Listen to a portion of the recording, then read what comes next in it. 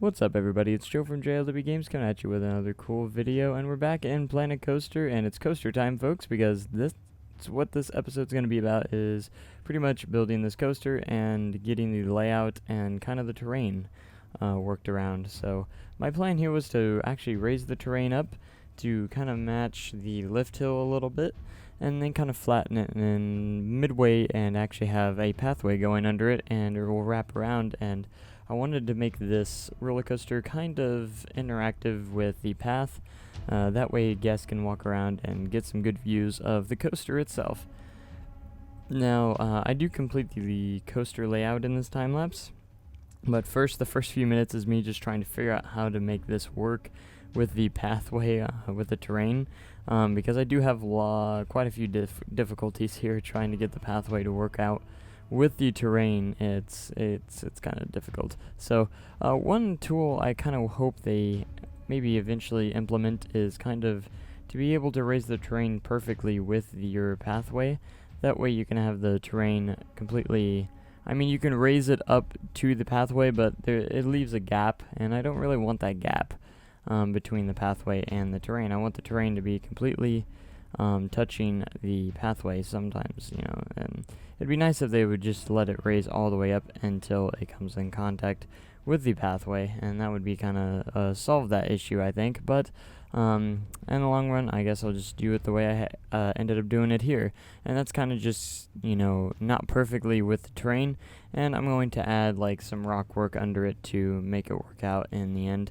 And I still couldn't get it here, and it's just not the way I wanted it to turn out, so I decided to just kind of keep working it around until I could figure something out that looks halfway decent, because I also had to keep in mind that the end of the ride has to go over that pathway to get to the brake run at the end. So the pathway will wrap around right here, and it doesn't turn out as near as the way I wanted it to look in the end, but hopefully I will change that after I get some scenery objects and more stuff in it as well. So I fiddled around with this path and terrain just a little bit longer than I would hoped, because I just wanted to get to the coaster editing itself. But I believe this is the end here exactly, and I decided to leave it at this part here, I think. So yeah, I have the pathway around the coaster, and it turned out pretty decently.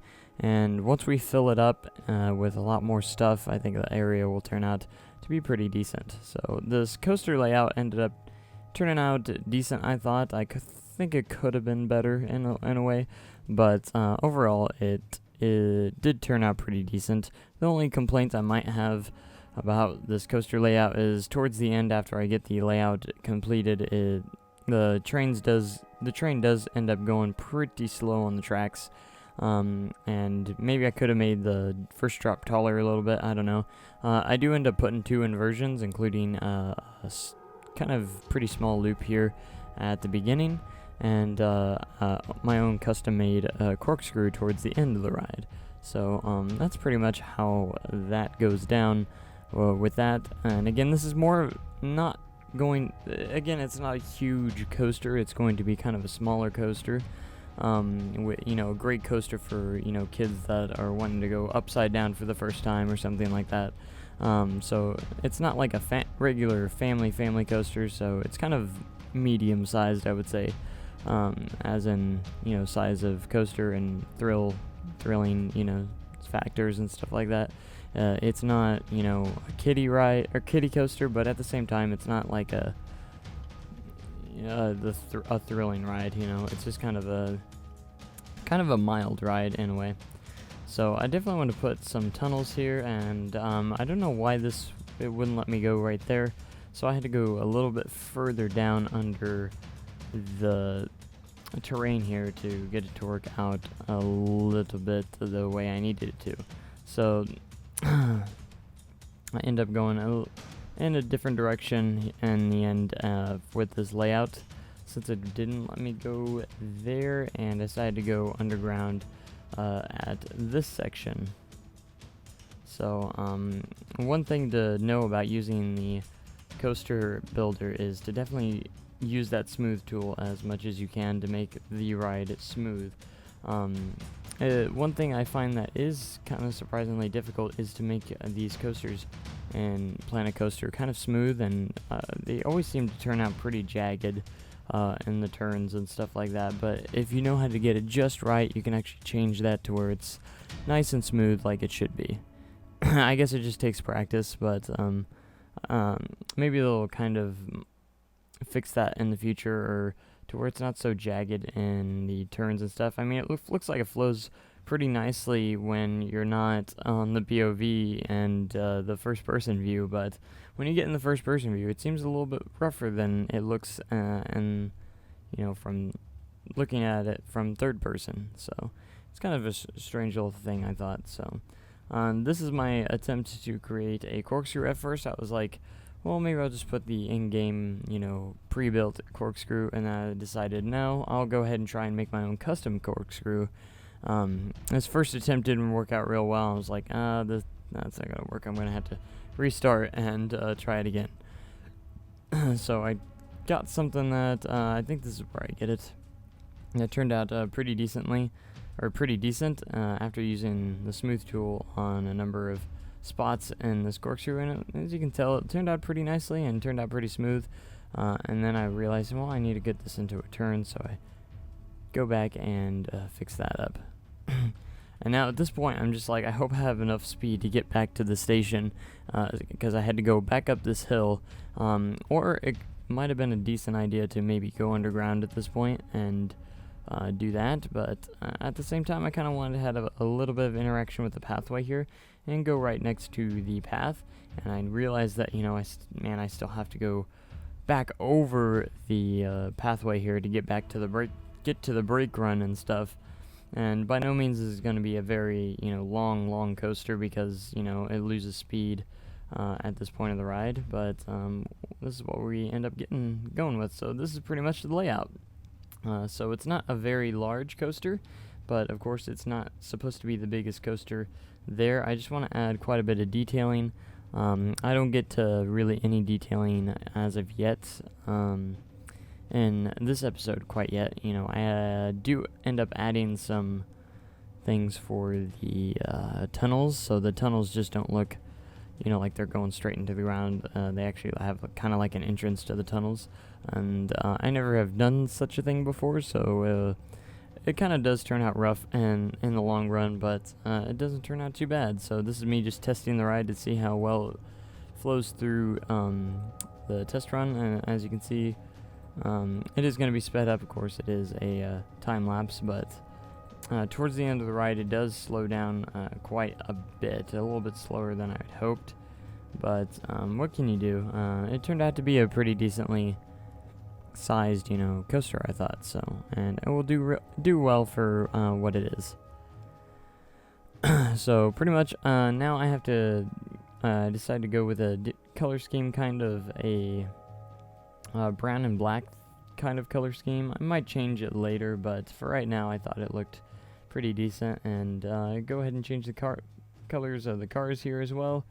And I decided I was gonna go with kind of like that mustard type yellow, but I was like, no, let's just stick with the dark red, and it ended up being what it was. So, and this is me just kind of watching the train go through and see how it looks in kind of like third person. Again, it kind of goes a little bit too slow for my taste at the end, but I didn't know how else I was going to get back to the station without it going slow. So then I could go ahead and do some rock work here with the pathway to make it kind of match the terrain a little bit better, and just to give it that nice, neat effect. And I'll have to do it on the other side of the hill as well. But the rock work always ends up being a pretty good alternative for the pathways, I think, to make it look a little more natural and kind of cool. It just kind of matches the terrain as best as it can. So, but this pathway will be really nice to have throughout the coaster. It just makes the coaster that much more interactive, and I'm going to add a little bit more in this area as well. So possibly a flat ride in the area. to kind of complement the coaster, maybe, and maybe a couple buildings and some shops and stuff like that, just to keep people entertained in this area of the park as well, and allow people to visit this section of the park and have a lot more to do. Again, coaster's technically part of the section that we've been working on, so it will end up being considered in that section. Now, there's a lot of stuff I kind of have ideas for in the scenery aspect of this coaster. I don't get to a lot of it, so until probably the next episode. The next episode will get a lot into the theming and scenery parts of this coaster. And I was thinking about making a tunnel here right under the lift hill, but didn't end up working out too well, so I decided to just go ahead and just do the fencing for right now until I've kind of figured out what I'm going to do there. And here I decided to use the advanced placing tool. It actually makes it a little bit easier and possibly faster while doing the lines, or the matching up with the line a little bit easier. I don't believe I did it on the other side, because I think I'm going to have some scenery or something having to do with that track on the other side. Kind of a little bit undecided on that part right there. And then I decided to go ahead and make some entrances to these tunnels to make them look a little bit cooler. It took me a couple tries to figure out how exactly I was going to do this. But in the end, I did finally kind of figure it out just a little bit. But for right now, this is what I end up going. It's kind of a basic type of entrance to this tunnel, and you can see me fiddling around with it quite a bit, and figured I'd fill it in kind of with the rocky texture as well for that, and finally got this going, and it actually turned out to be a pretty decent entrance for this tunnel, and I might decorate it a little bit more later on, but for right now it gets the job done pretty well for the entrance of the tunnel. And I was like, well, let me go ahead and try and trim this up and just use some rock work around it to make it look a little more natural and kind of cooler for the entrance of this tunnel. And I've said entrance of this tunnel like a cajillion times in the last like 30 seconds. It's kind of insane when you really think about it.